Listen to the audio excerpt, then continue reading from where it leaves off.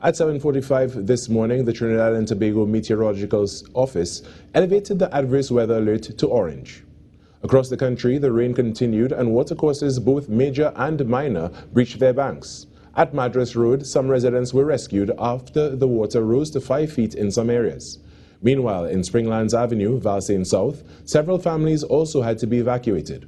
At 12:30 p.m., the Office of Disaster Preparedness and Management indicated that the Carmen River had reached 101% of its capacity. It also noted that the Caroni River was at 81% of its capacity at 8:51 a.m., but by the afternoon, the river had breached its banks in the Caroni Savannah Road area. The agency reported scores of landslips across the country, with incidents of flooding and fallen trees affecting residents in several areas. Schools in Trinidad will remain closed on Monday. The announcement was made by the Ministry of Education via press release on Sunday evening. The race noted that this decision was made as a safety precaution based on weather conditions, which have persisted over the last few hours, the projected overnight rainfall, and the present levels of major rivers.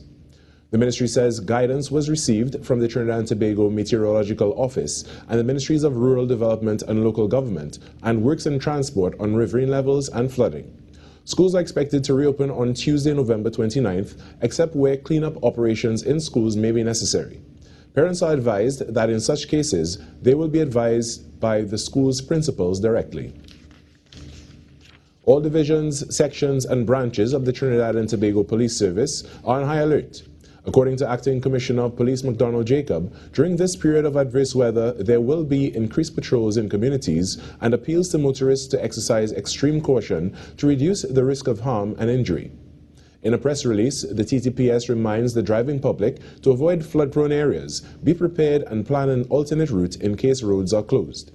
If in a flood-prone area, the best choice is to turn around if you can do so safely. If a road is marked as closed, do not continue as floodwaters can quickly sweep away vehicles.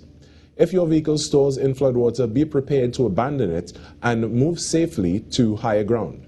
In case of emergency, call the 999 emergency hotline to have first responders dispatched to your location.